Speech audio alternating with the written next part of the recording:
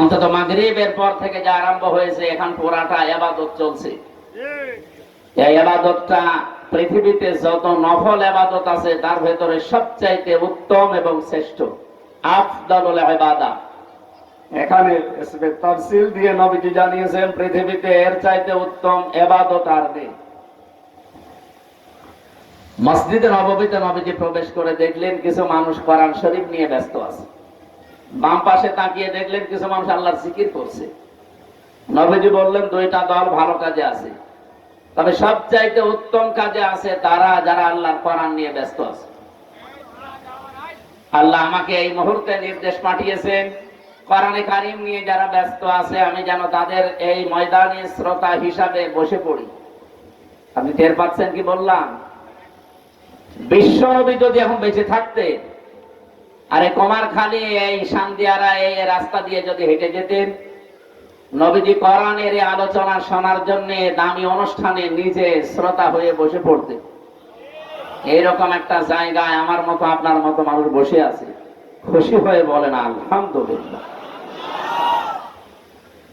অন্তত এখানে যারা বসে আছেন আমাদের যদি সওয়াব আজকে নাও হয়, এই যতক্ষণ বসে আছি গোনা হচ্ছে না এই গ্যারান্টি আমরা দিতে পারি। গোনা হচ্ছে না, অনেক কিছু গোনা আমরা বাইরে থাকলে এতক্ষণ করে ফেলতাম।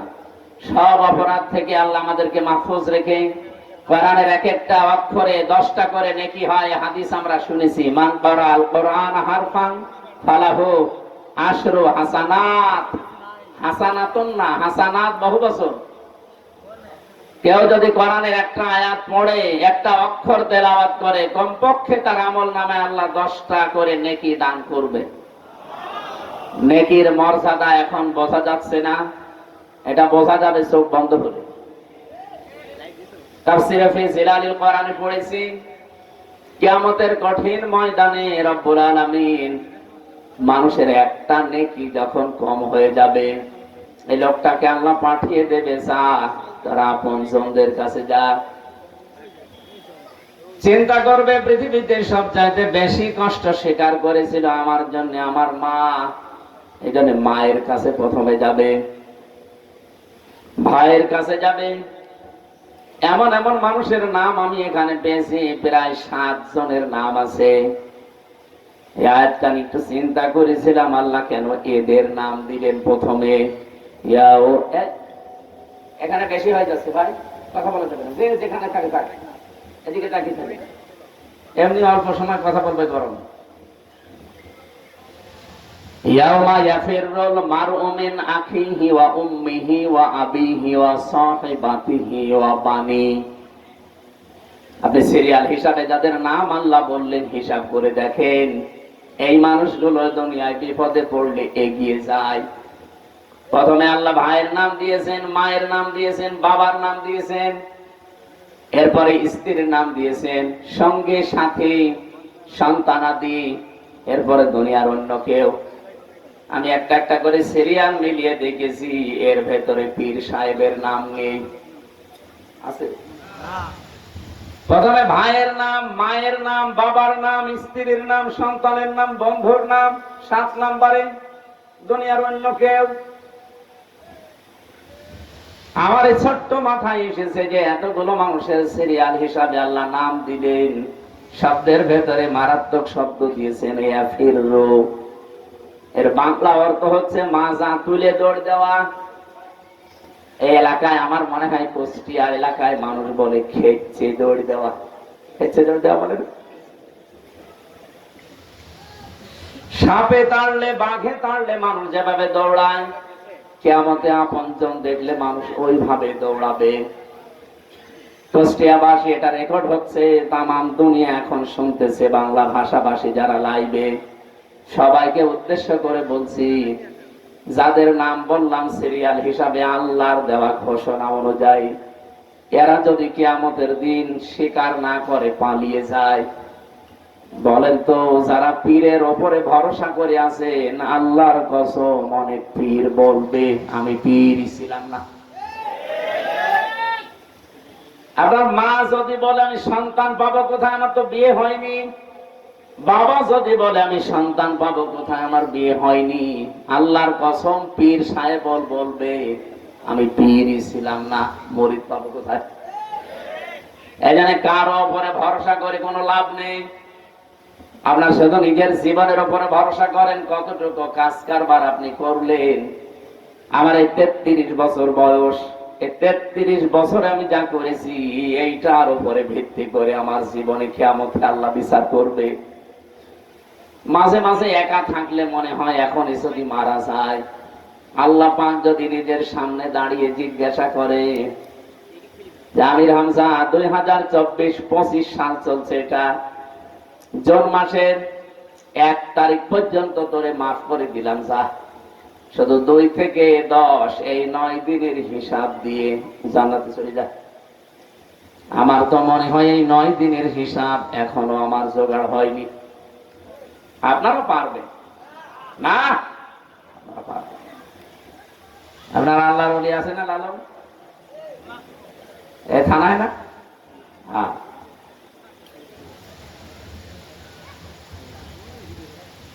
তাফসীরে ফি জিলালিল কোরআনে সাইয়্যিদ কুতুব রাহমাতুল্লাহ আলাইহি আয়াতের ব্যাখ্যা করতে গিয়ে লিখেছেন, কিয়ামতে যখন একটা একটা করে সবাই পালিয়ে যাবে, লোকটা মাথা নিচু করে সে আল্লাহর দরবারে দাঁড়াবে।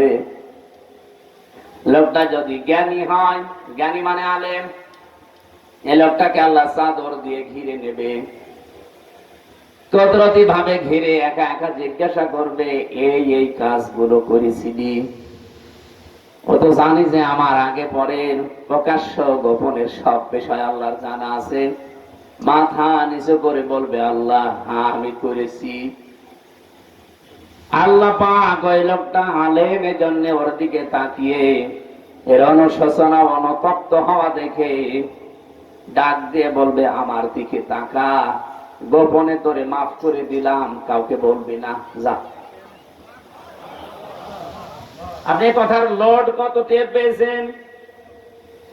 কিয়ামতের দিন আলেম এদেরকে আল্লাহ অপমান করবে না সবার সামনে, জন্য কুদরতের চাদর দিয়ে ঘিরে নেবে, অপরাধগুলো স্মরণ করাবে। ঠিক মাথা যখন নিচু করে অনুতপ্ত অনুশোচনা করবে, লোকটার জন্য আল্লাহ বলবে, কাউকে কিছু বলবি না, গোপনে তোরে মাফ করে দিলাম। কিয়ামতের ওই কঠিন ময়দানে এখানে যে কয়েকজন অন্তত নামের আগে মাওলানা লেখা আছে, আমরা বড় বিপদে আছি। হযরতে আবু দারদা বলেন, হাদিসের ব্যাখ্যা করতে গিয়ে, ওমান আমিলা ফিহি মাজা, কিয়ামতের ময়দানে 5টি প্রশ্নের 5 নাম্বার আল্লাহ বলবে, যতটুকু জানতে তার কতটুকু মানতে, এটা বলো। উনি বলেন, আমার সবচেয়ে বেশি ভয় হয় এই পয়েন্টটার উপরে, কারণ আমি যতটুকু জানি ততটুকু তো মানতে পারি না। কিয়ামতের দিন আমার মনে হয় এই পয়েন্টটা এসে আমি ধরা খেয়ে যাব। এই যে আল্লাহর পাকের এই বিচার ব্যবস্থায় ওই জায়গায় আমার আশার সঞ্চার হয়।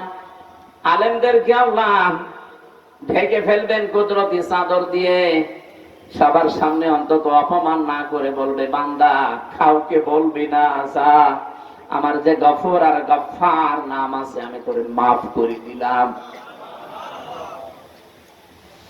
পৃথিবীতে যত ইবাদত আছে আপনি চিন্তা করতে পারেন, সব নফল ইবাদতের ভেতরে আজকের এই অনুষ্ঠানটা আল্লাহর কাছে সব চাইতে দামি। সুতরাং যে আল্লাহ আমাদেরকে এতক্ষণ সময় ধৈর্য এবং সহ্য নিয়ে বসিয়ে রেখেছেন, জবান খুলে খুশি হয়ে বলেন আলহামদুলিল্লাহ।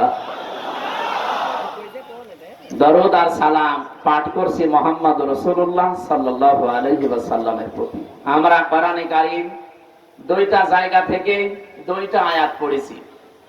প্রথমে পড়েছিলাম সূরা জুমারের 53 নম্বর আয়াত, দ্বিতীয় নম্বরে সূরা মরিয়মের 41 নম্বর আয়াত। আমি 2টা আয়াতের কিছু টাচ দিতে চাই। তাফসীর করতে গেলে 1 ঘন্টা আমি বলেছি না, এত অল্প সময়ে এক একটা আয়াতে যত কথা আছে সব শেষ করা যাবে না, আমি টাচ দিই। আল্লাহ রাব্বুল আলামিন বলেন, ভালো করে মিলাবেন নিজের জীবনের সাথে। ওয়াযকুর ফিল কিতাবি ইব্রাহিম বা ইব্রাহাম, এখানে 7টা কিরাত আছে। আমার বিশ্ববিদ্যালয় কোরআনের উপরে কিরাতের উপরে যে বিষয়টা আমি পড়েছিলাম 7 কিরাত, তার ভিতরে 2 কিরাত আমি এখানে পড়লাম।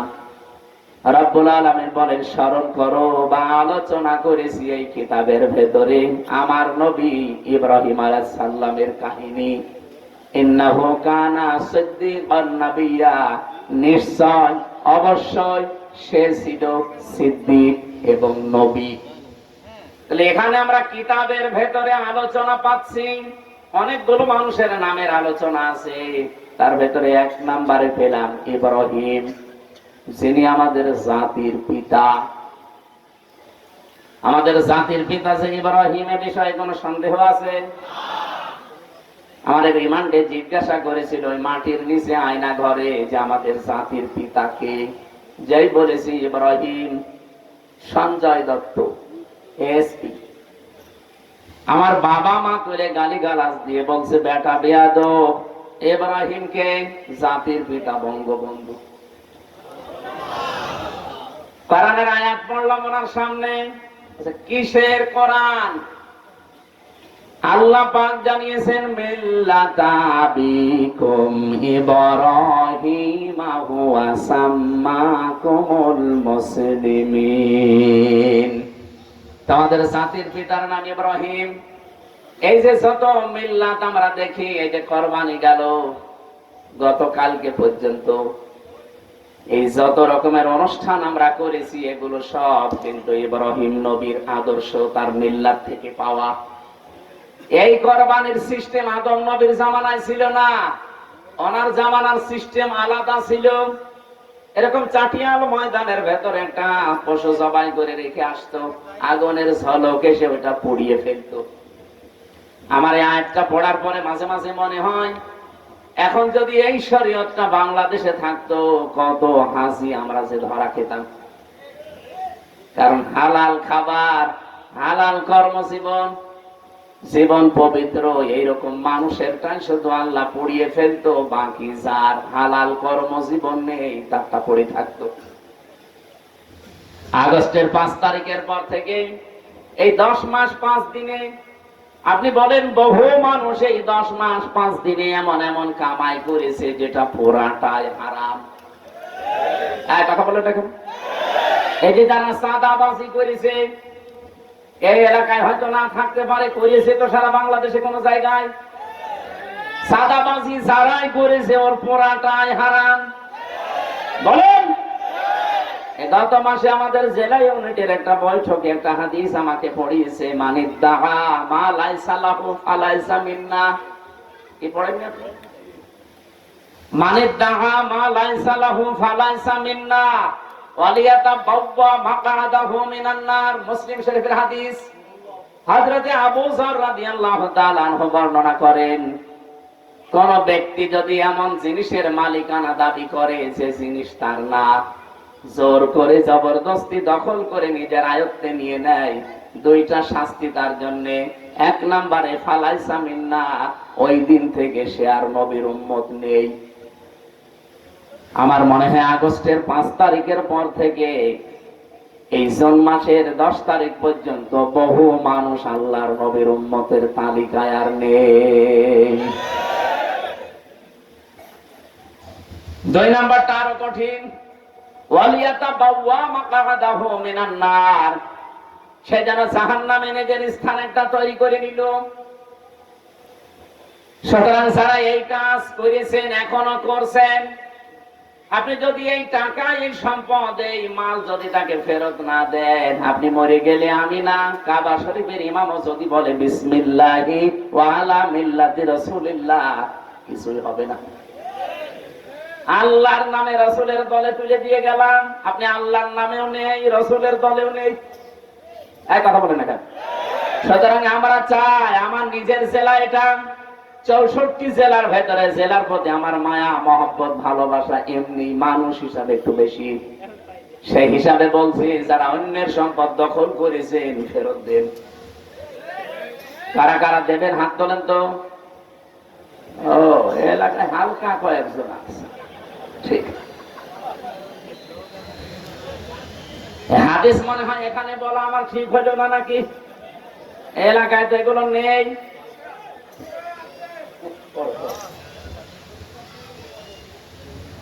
বলেন তো এখানে আপনি কি বুঝলেন হাদিসের? এবার টিকা বলি, টিকাটা না বললে অনেকে ভুল বুঝবেন। কারণ আগস্টের 5 তারিখের পরে 1 মাস না যেতে একজনের ফতোয়া দেখলাম, সে বলছে ইসলামী ব্যাংক ও ছিনতাই করেছে একদল। এরকম ডাহা মিথ্যা কথা আপনি বলতে পারবেন? এবার টিকা বলি, তারপরে দেখেন তো হযরত আবু যর রাদিয়াল্লাহু তাআলা আনহু থেকে বর্ণিত মুহাদ্দিসিন গ্রাম টিকায় লিখেছেন, কোন জিনিস যদি আপনার ছিল কিন্তু হাত ছাড়া হয়ে গেছে, হারিয়ে গেছে, বেদখল হয়েছে, ওটা যদি আপনি আবার ফেরত পান তাহলে আপনি হাদিসের শাস্তির আওতা মুক্ত থাকবেন। কুমার খালি বাসী ভালো করে একটু শোনেন। ইসলামী ব্যাংক অনেকে বলে এটাও ছিনতাই হয়ে গেছে। কে বলেছে ছিনতাই হয়েছে? যাদের ব্যাংক তারা ফেরত পেয়েছে। ইসলামী ব্যাংকে আপনার বাবার বলেন, যারা মাথার ঘাম পায়ে ফেলে বানিয়েছিল তারা ফেরত পেয়েছে। শুধু ফেরত দিলেই হবে? ওদের তো অন্তত যা ক্ষতি করেছেন ক্ষতিপূরণ দেওয়া লাগবে। ৭৫,০০০ কোটি টাকা এখান থেকে সরিয়েছে, এই টাকাগুলো তাকে দেওয়া লাগবে। যারা এই কথা বলেন যে ইসলামী ব্যাংক তো ছিনতাই হয়ে গেছে, আপনার মুখে কিয়ামতের দিন আল্লাহ সেলাই করে দেবে, এরকম ডাহা মিথ্যা কথা আগামী থেকে আর বলবেন না। কিছু মানুষের চরিত্র এখন দেখছি, কথা বললে শুধু মুখ দিয়ে মিথ্যা কথা বের হয়। সেদিন দেখলাম এক চাচা, রাকিব নামে এক চাচা, ওনার ৬-৭ শেষ, আমারও বড়, উনি এখনো সভাপতি। আমার সেই 15 সালে ছাত্র জীবন শেষ হয়ে গেছে, ওর তো আরো 2 বছর আগে 13 সালে শেষ হওয়ার কথা, ও এখনো সভাপতি থাকে কি করে? আমার আছে কিয়ামত পর্যন্ত সভাপতি থাকবে। গত 2 দিন আগে ঘোষণা দিয়েছে এই দেশে যে ইসলামী ছাত্র শিবির 1971 সালে রক কেটেছে, 1971 সালে শিবির বলে এই বাংলাদেশে কিছু ছিল, তো প্রতিষ্ঠা হয়েছে 1977 সালে। এক কথা বলছেন না কেন? এরকম ডাহা মিথ্যা কথা আপনি বলবেন আর দেশের মানুষ শুনবে? অত পাগল দেশের মানুষ আর নেই। এই জন্য অনেকের চরিত্র আজ উদ্ভাসিত হয়ে গেছে। মানুষ বলছে তো পাগল, মেয়াদ উত্তীর্ণ গাঁজা খেয়েছে, এই কারণে এরকম কথা। কারণ মেয়াদ উত্তীর্ণ গাঁজা যারা খায় না তারা তো এরকম কথা বলার কথা না। যারা মেয়াদওয়ালা গাঁজা খায়, এই যে লালনের মাঝারে যারা গাঁজা খায়, ও মেয়াদ উত্তীর্ণ গাঁজা না, মেয়াদওয়ালা গাঁজা খায়, এই জন্য উল্টা পাল্টা বকে না, করে থাকে। কিন্তু যারা মেয়াদ উত্তীর্ণ গাঁজা খায়, যে মানুষগুলো, এই যে কিশোরগঞ্জের একজন আছে ফজলুর রহমান, ফজলু পাগলা, নাম শোনেননি? এরপরে চাঁপায় নবাবগঞ্জের স্বামী স্ত্রী মোজাদ্দেদে জামান, ভারতের কামান, আর এই চুয়াডাঙ্গা দুদুমিয়া। এই মানুষগুলো যা কথাবার্তারা বলছে, একটা কথা আপনি সত্য পাচ্ছেন, আর এমন এমন কথা বলে যে বিষয়ে তাদের জ্ঞান নেই। অথচ কোরআনের নির্দেশ ওয়ালা তাকফু মা লাইসা লাকা বিহি ইলমুন, যে বিষয়ে জ্ঞান নেই মুখ খুলবা না। আর ওরা যেটা জানে না ওটা বেশি করে বলে। আপনি আন্দাজে কেন বলতে গেলেন যে 1971 সালে শিবির যারা তারা রক কেটেছে? এরকম ডাহা মিথ্যা কথা মানুষ শুনবে। এদের জন্ম 1977 সালে। আমি কি মানিয়ে বলছি? এই জন্য যে জিনিস তার ছিল কিন্তু হারিয়ে ফেলেছিল, ওইটা যদি সে ফেরত পায়, এই হাদিসের শাস্তির আওতা মুক্ত থাকবে। সে নবীর উম্মত থেকে বের হয়ে যাবে না, জাহান্নামে তার স্থান তৈরি হবে না। সুতরাং ইসলামী ব্যাংক যাদের ছিল তারা ফেরত পেয়েছে, এই হাদিস তাদের জন্য না। কিন্তু যে জিনিস তার না, সে যদি জোর করে ওইটা নিয়ে নেয়, জবরদস্তি করে দখল করে নেয়, আল্লাহর কসম আপনি নবীর উম্মত আর নেই। আপনি যতই নামাজ পড়েন, রোজা রাখেন, এই কথা বললেন না কেন? আশা করছে আপনি হাদিসের এই বাংলা ভাষা বুঝে ফেলেছেন। এরপরেও যদি কার কপালে হেদায়েত না আসে, এ দোষ আমির হামজা কার? আল্লাহ দোষ। হেদায়েত পাওয়ার যোগ্যতা থাকা লাগবে না, আল্লাহ আন্দাজে হেদায়েত দেবে। সুতরাং যোগ্যতা অর্জন করেন, হেদায়েত পাওয়া যাবে। আমরা কিতাবের ভেতরে আমাকে যে রিমান্ডে এই প্রশ্নটা করার পরে যেই বলেছে ইব্রাহিম নবী আমাদের জাতির পিতা, উনি বলছে না, হিন্দু মানুষ বলতেই পারে। কিন্তু পাশাপাশি দেখলাম একজন এসপি ওই লোকটার নাম শেখ ইমরান হোসেন। নাম কেমন সুন্দর দেখেছে, নামের আগে আবার কি, এটা আসল নয়, ডুপ্লিকেট, চাকরি নেওয়ার জন্য লাগিয়েছে। এই শেখ সাহেব এসে বলছে, হ্যাঁ জাতির পিতা আপনি বঙ্গবন্ধুকে মানেন না, আপনি কোন দেশের মানুষ? কেন বাংলাদেশের? না, এই দেশে বাস করতে হলে জাতির পিতা বঙ্গবন্ধুকে মানা লাগবে। আমি কোরআনের বাইরে চলে যাচ্ছে, যাক। এই ছিল দেশের অবস্থা। অথচ জাতির পিতা ইব্রাহিম ঘোষণা হামজা দিয়েছে কে? বলেন বলেন। আল্লাহ বলেন, হুয়া সাম্মাকুমুল মুসলিমিন, তিনি তোমাদের নাম মুসলমান রেখেছেন। এই হুয়ার ফাইল হয় আল্লাহ তাআলা নিজে অথবা ইব্রাহিম নবী, যেহেতু তিনি আমাদের পিতা। এই জাতি হিসাবে আমাদের নাম, আমরা শুধু বাঙালি না, আমরা জাতি হিসাবে কি? মুসলিম। জোরে বলেন কি? আরে দেশি হিসাবে আমরা বাংলাদেশি। আমার নাম এমনিতেই একজন হলে হামজা, কিন্তু জাতি হিসাবে দাবি করলে আমি বাঙালি না, শুধু আমি কি? আমি মুসলিম জাতি হিসাবে, আর দেশ হিসাবে বসবাস করি বাংলাদেশে, এই জন্য আমি বাংলাদেশি। হুয়া সাম্মাকুমুল মুসলিমিন, এই শব্দ দিয়ে আমি কয়েকটা মাসলা পেয়েছি। তাফসীরে মুফাসসির বলেন, বাবা হিসাবে এখানে প্রায় 13টা দায়িত্ব চলে আসে। এখানে যারা বাবা আছেন, শুধুমাত্র জন্ম দিলেই বাবা হওয়া যাবে না, কমপক্ষে 13টা দায়িত্ব সন্তানের উপরে পালন করা লাগবে। আর আমাদের যিনি জাতির পিতা ইব্রাহিম নবী, 13টা দায়িত্ব তিনি পালন করেছেন। সুবহানাল্লাহ বলতে পারেন না? 1 নম্বরে সন্তানের নাম রাখা তিনি রেখেছেন। কি সুন্দর অর্থবোধক নাম দেখেছেন। আমরা অনেক বাবা এখানে বসে আছি, সন্তানের নাম এমন ভাবে রাখি, ও কি হিন্দু না মুসলমান সাদা বোঝা যায় না। আপনি রাগ করবেন, এই যে জয় বলেন তো কোন ধর্মের মানুষ মনে করবেন? এরপরে আর একজন আছে, তার বোন, বলেন আপনি কি মনে করবেন তারে? আপনার নাম দেখেই যদি ফেরেশতা মনে করে কি ধর্মের লাগাবো, ফেরেশতা তো মাথায় তাল গোল পাকিয়ে যাবে যে এর নাম দেখে তো আমি টের পাচ্ছি না, এটা কি বলে ডাকবো। এই জন্য বাবা হিসাবে যারা এখানে দায়িত্বে আছেন, সন্তান হলে এমন একটা অর্থবোধক নাম রাখবেন, কিয়ামতের দিন আল্লাহ যদি কিছুই না পায় মাফ করার জন্য, ওসিলা হিসাবে যেন অর্থবোধক একটা সুন্দর নাম পায়। জোরে বলেন সুবহানাল্লাহ। সেদিন বড় বাজারে কুষ্টিয়ায় একটা দোকানের নাম লেখা দেখলাম, মহিন স্টোর। জিজ্ঞাসা করছে, ভাই কি? বলছে আমার ছেলের নাম। ছেলের নাম মহিন স্টোর দিয়েছেন কেন? কোরআন শরীফ পড়তে গিয়ে পেয়েছি, ওয়ালাহুম আযাবুম মুহিন। মহিন মানে নিকৃষ্ট। মহিন মানে কি? ওয়ালাহুম আযাবুম মুহিন, আল্লাহ বলেন তাদের জন্য নিকৃষ্ট আযাব, শাস্তি। আপনি এরকম নাম কোরআন শরীফ পড়লেন আর রেখে দিলেন, একটু অর্থ দেখবেন না? এখানে এখানে যারা এসেছেন বাবা হিসাবে, আমাদের জাতির বাবা যিনি দায়িত্ব পালন করে গেছেন, আমাদেরও উচিত ওইভাবে দায়িত্ব পালন করা। রব্বুল আলামিন বলেন, তার আলোচনাটা আমি কোরআনে করলাম কেন? একদিকে তিনি ছিলেন সিদ্দিক, 2 নম্বরে তিনি ছিলেন নবী। সিদ্দিক কি? এই বাংলাদেশ, ভারত আর পাকিস্তান, এই শব্দটা নিয়ে সমস্যা, ভালো করে শোনেন, ওয়াজ আর লাগবে না, এটাই যথেষ্ট। সিদ্দিক মানে শুধু সত্য কথা বললেই মানুষ সিদ্দিক হয় না। সিদ্দিক হওয়ার জন্য সত্যকে সত্য জানার পরে যারা পেছনের দিকে না তাকিয়ে অকণ্ঠ চিত্রে দ্বিধাহীন চিত্তে কোন প্রশ্ন ছাড়া মেনে নিতে পারে, এরা হচ্ছে সিদ্দিক। কিয়ামতের দিন যে আল্লাহ 4টা কাতার করবেন, প্রথমে 1 নম্বরে মিনান নাবিয়্যিনা ওয়াস-সিদ্দিকিনা ওয়াস-শুহাদা ওয়াস-সালিহিন। প্রথমে নবীদের কাতার থাকবে, ওখানে অন্য কেউ থাকবে না, শুধু নবী। 2 নম্বরে সিদ্দিক। এই সিদ্দিকদের কাতারে প্রথম দাঁড়াবে হযরতে আবু বকর সিদ্দিক।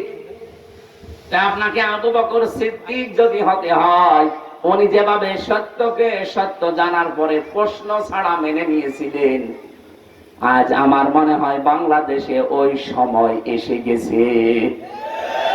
সত্যকে সত্য জানার পরে কেউ যদি পেছনের দিকে তাকিয়ে অথবা কোন কারণে মানতে না পারেন, কিয়ামতের দিন আবু বকরের সাথে আপনি দাঁড়াতে পারবেন না। হযরত ইব্রাহিমকে কেন সিদ্দিক বলা হয়? তিনি সত্য অনুসন্ধান করছিলেন, খুঁজতেছিলেন সত্য। আল্লাহ পাক বারবার কোরআনে কারিমে তার যে 50টা পরীক্ষার কথা আমি পেয়েছি, প্রথম নাম্বারের পরীক্ষা তিনি ঈমান, ঈমানের উপরে 10টা পরীক্ষা দিয়েছিলেন। ফালাম্মা জান্না আলাইহিল লাইলু রাকাউকাবা ইলা আখির আয়াত। তিনি তারকা দেখে বলেছিলেন এটা আমার রব। ওটা যখন অস্তমিত হয়ে গেছে বলছে না, যেটা ডুবে যায় অস্তমিত হয় এটা আমি মানি না। এরপরে দেখলেন চন্দ্র, ওইটাও যখন ডুবে গেছে বলে না, মানি না। এরপরে দেখলেন সূর্য, ওইটাও যখন ডুবে গেছে বলছে না, মানি না। সর্বশেষ তিনি জাতির লোকদের সামনে আসলেন। এইদিকে তাকান, সময় এখন ইব্রাহিম নবীর ওই জামানাটাই চলছে। জাতির লোকদের সামনে এসে তিনি ঘোষণা দিলেন, ইন্নী ওয়াজ্জাহাতু ওয়াজহিয়া লিল্লাযী ফাতারাস সামাওয়াতি ওয়াল আরদা হানিফা। অবশ্যই আমার চেহারা আমি আজ ধরিয়ে দিলাম। চেহারা বলতে শুধু 3.5 হাত বডি না। নবীজি জানিয়েছেন তামাম পৃথিবীর সব মুসলমান একটা শরীরের মতো। শরীরের কোন জায়গায় যদি আঘাত লাগে পুরা শরীরে যেমন খবর হয়ে যায়, তামাম দুনিয়ার মুসলমানেরা একটা শরীরের মতো। আমেরিকায় যদি কোনো মুসলমান কষ্ট পায়, এখান থেকে ও আহ করা লাগবে। হ্যাঁ, কথা বলছেন? কি বুঝলেন হাদিস থেকে? উনি যে চেহারা ঘুরিয়েছিলেন, শুধু এইটার নাম চেহারা না, এজন্য উনি আয়াতের মাঝখানে হানিফা দিয়েছেন। উনি বললেন আমার এই চেহারা শুধু আমি ঘোরাইনি, আসমান আর জমিন যিনি উদ্ভাবক বানিয়েছেন।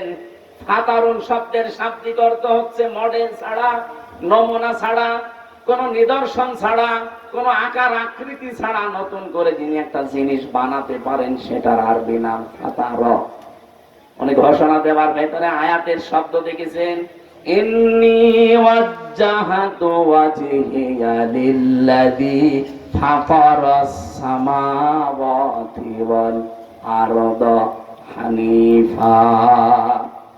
জাতির লোকেরা আসমান আর জমিন যিনি কোন মডেল ছাড়া, নমুনা ছাড়া বানিয়েছেন, ওই আল্লাহর দিকে আমার সব আজ ঘুরিয়ে দিলাম। শুধু লোক দেখানোর জন্য না, শুধু আপনাদেরকে জানানোর জন্য না, আমি একনিষ্ঠ ভাবে আজ ঘুরলাম।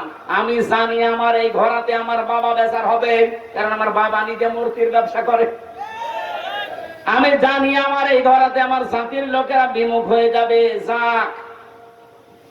আমার বাড়ির লোকেরা বিমুখ হয়ে যাবে, যাক। হানিফা, আমি একনিষ্ঠ ভাবে আজকে ফিরে আসলাম। ওমান আমিনাল মুশরিকিন, আর আমি ঘোষণা দিচ্ছি আমি কিন্তু মুশরিক না।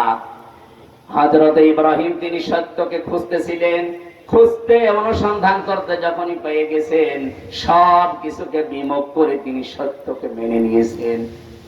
এই জন্য আল্লাহ তার নাম দিয়েছেন খলিল, সিদ্দিক। সুবহানাল্লাহ বলতে পারেন না?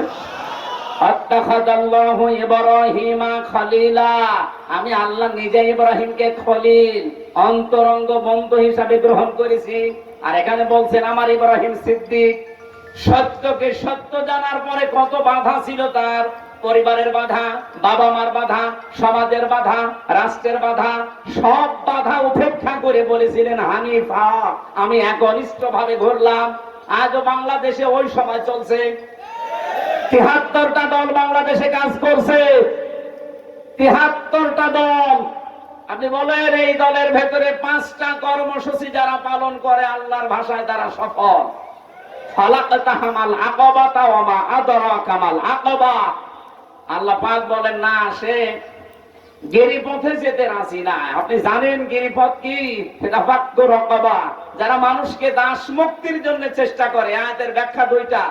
1 নাম্বার, দাস মুক্তি মানে ওই জামানায় মানুষ কেনা বেচা চলতো। এখন যেহেতু ওই সিস্টেম নেই, এখন আছে মানুষ হয়ে মানুষের গোলামি করা, মানুষের আইন মানা। সুতরাং এই বাংলাদেশে মানুষ হয়ে যারা মানুষের গোলামি করে, মানুষের আইনের গোলামি করে, এখান থেকে বের করে যারা আল্লাহর গোলাম বানাতে চায় তারা সফল কাম। আর এই ৭৩টা দলের ভেতরে এই কাজ শুধু ইসলামপন্থী যারা তারা করছে। এদের ভেতরে আবার 1 নম্বরে আছে বাংলাদেশ জামাত ইসলাম। আপনি হিসাব করে মিলান, এদের প্রথম কর্মসূচি এইটা, ফাক্কু রাকাবা। আমরা দাস মুক্ত করতে চাই, মানুষের দাস গোলামি হিসাবে। আপনারা যদি হিসাব করতে চাই আমরা গোলাম হব, বলেন বলেন, আরো জোরে বলেন। এদের নিবন্ধন কেড়ে নিয়েছিলেন এই একটা কারণে। এরা যদি বলতো যে না আমরা মানুষের দাস, মানুষ আমাদের ক্ষমতায় বসানোর উৎস, এদের জীবনও নিবন্ধন কেড়ে নিত না। এরা বলেছিল না জমিন আল্লাহর, এখানে হুকুম চলবে আল্লাহ। এটা রেকর্ড হচ্ছে, তো এই জন্য বলছি সারা দেশে ছড়াচ্ছে। যেখানে যে শুনতেছেন আমি ওপেন বলছি, অনেক বড় বড় আলেমের মুখ দিয়ে আমি শুনেছি তারা বলে বাংলাদেশ জামাত ইসলামের আকীদা ঠিক নেই। আপনি এরকম ডাহা মিথ্যা কথা এই মাজলুম দলের উপরে দিতে পারেন না, আপনি জালেম হয়ে কিয়ামতে উঠবেন। বাংলাদেশ জামাত ইসলামের আকীদা হচ্ছে জমিন আল্লাহর, এখানে সিদ্ধান্ত চলবে আল্লাহ। এর বাইরে যদি জামাত ইসলামের আকীদা থাকে আমি এই মুহূর্তে তওবা করে চলে আসবো। যারা জামাতের এখানে আছে জিজ্ঞাসা করে দেখেন তো আলেমকে, জমিন আল্লাহর আইন চলবে বাবা, জমিন আল্লাহর আইন চলবে মওদুদির। যদি এই কথা ওনারা বলে, ওনাদের সাথে আমি আজকে থেকে আমি তওবা করে চলে আসবো। কিন্তু আমার যতটুকু অ্যানালাইসিস আছে, সারা বাংলাদেশে জামাত ইসলামের আকীদায় আলা আলাহুল খালকু ওয়াল আমর, জমিন আল্লাহর আইন চলবে। আপনি কোন আকীদার কথা বলেন? উল্টা পাল্টা ফতোয়া দিয়ে বিভ্রান্ত করবেন না, কিয়ামতে জালেম হয়ে ওঠা লাগবে। 5টা কর্মসূচির প্রথম নাম্বারে এইটা যে আমরা দাসত্ব মুক্ত করতে চাই মানুষকে, মানুষের গোলামি থেকে, মানুষের দাসত্ব থেকে মুক্ত করে গোলাম বানাবো কার? আর এই কর্মসূচিটাই বাংলাদেশ জামাত ইসলামের হাতে, এদের প্রথম কাজ এইটা। 2 নম্বরে আওয়াতামুন ফি ইয়াউমিন ফি মাসগাবা। মাসগাবা মানে কি? নিঃস্ব অসহায় যারা, এই মানুষগুলোর কাছে যারা ছুটে যায়। আগস্টের 5 তারিখের পরে বাংলাদেশে বন্যা দেখা দিয়েছিল ফেনীতে, দাদা বাবুরা ছেড়ে দিয়েছিল পানি, কত মানুষ হাবুডুবু খাচ্ছিল। এদেশে কত টাকাওয়ালা মানুষ আছে, কেউ তো এগিয়ে গেল না।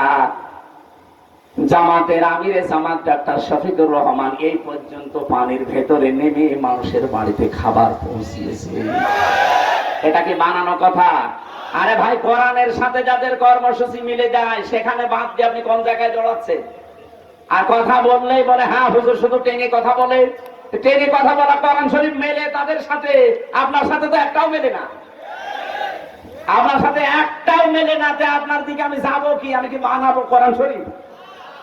3 নম্বরে ইয়াতীমানগা মাকরাবা, গরীব থেকে এসেছে যারা এতিম অসহায়, এই নিকট আত্মীয়র ভেতরে তাদের খোঁজ খবর রাখে।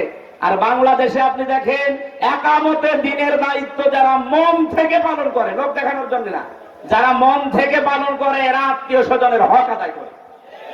হ্যাঁ, কিছু হয়তো সমস্যা আমাদেরও আছে, আমরা অ্যাক্টিভ ভাবে 100% হক আদায় করতে পারি না, তার পেছনে দায়ী আমাদের বউরা। আমি ওপেন বলছি, এই বাংলাদেশে যদি আমরা পরিবারের, আমাদের রক্তের সম্পর্ক যাদের সাথে আছে, বিশেষ করে আমার বোন, আমার ভাই, আমার চাচা, আমার ফুফু, এদের সাথে রক্তের সম্পর্ক না, এদের যে হক গুলো আছে, অধিকার গুলো আমার প্রতি আছে, আমি 100% আদায় করতে পারি না, এর জন্য দায়ী আমার বউ। আর বাকি আমি না আর বললাম না, আবার অনেক দুঃখ হয়ে যাবে, শেষে দেখা যাচ্ছে আমার ভাত বন্ধ হয়ে যাবে। সব কথা বলা যাচ্ছে না, এটা কেটে দিও। আমার বাড়ি দেখা যাচ্ছে যে সারা রাত বাইরে থাকা লাগবে, ওয়াজালাদের কাছে যান, শেষে আপনাদের ঘর বাড়ি আবার খুলে দেওয়া লাগবে। আজ হাজারো পরিবারে মানসিক রোগী হয়ে যাচ্ছে স্বামীরা, শুধু এই কারণে, বউ এদের মন ছোট এই কারণে। এরকম ছোট মনের বউ দেশে নেই? কার বর মন ছোট? হাত তোলেন তো। কয়েকটা আছে। মেয়েরা যারা এসেছেন আমি তাদেরকে বলছি, সম্মানিত মা বোনেরা, শুধু নামাজ পড়া, রোজা রাখা, কালো বোরকা পরা এইটাই ইবাদত না। হযরতে খাদিজাতুল কুবরার পুরা জীবনী আমি পড়েছি, 3 বার পড়েছি। আমার এই ছোট্ট মাথার ভেতরে এসেছে এতটুকু, জীবনে তিনি 1 ওয়াক্ত নামাজ পড়েননি, একটা রোজা রাখেননি, জীবনে একদিনও পর্দায় ছিলেন না, একবার হজও করেননি, 1 টাকা যাকাতও দেননি। কারণ এই বিধানগুলো নাযিল হয়েছিল সব তার ইন্তেকালের পরে, এই জন্য উনি মানতে পারেননি। অথচ আল্লাহ তাকে নিজে দুনিয়ায় সালাম পাঠিয়েছেন এবং জান্নাতে ঘর বানিয়ে তার জন্য সুসংবাদ দিয়েছেন। তারপর জীবন পড়ে আমি এইটাই পেয়েছি যে জীবনে, সাংসারিক জীবনে কোনোদিন একদিনের জন্য তিনি স্বামী মোহাম্মদ রাসূলুল্লাহর মনে দুঃখ দেন। এখানে যারা আমরা স্বামী আছি, সম্মানিত মা বোনেরা, আপনারা হয়তো ভিডিও দেখতে পাচ্ছেন, আমি জানি। একটা স্বামী যদি এখানে সত্যি কথা বলে 100 ভাগ আল্লাহর দিকে তাকিয়ে হাত তুলতে পারে যে জীবনে কোনোদিন আজ পর্যন্ত আমার বউ একদিনও আমাকে দুঃখ দেয়নি, কষ্ট দেয়নি, বলেন তো কোন স্বামী আছেন? ও না, একজনও নেই। আমাদের নমিনিও হাত তুলতে পারিনি, তার মানে উনিও সমস্যায় আছে। আমিও পারলাম না, কারণ আমি মিথ্যা কথা বলবো কোন কারণে। সম্মানিত মা বোনেরা, আশা করছি আপনি বুঝতে পেরেছেন আমি কি বলতে চাই। খাদিজাতুল কুবরাকে অনুসরণ করবেন। কি আপনি কথা বলছেন? ইব্রাহিম আলাইহিস সালামের কথা বলছিলাম না? ওনার জীবন থেকে নিয়েছি এইগুলো আমি।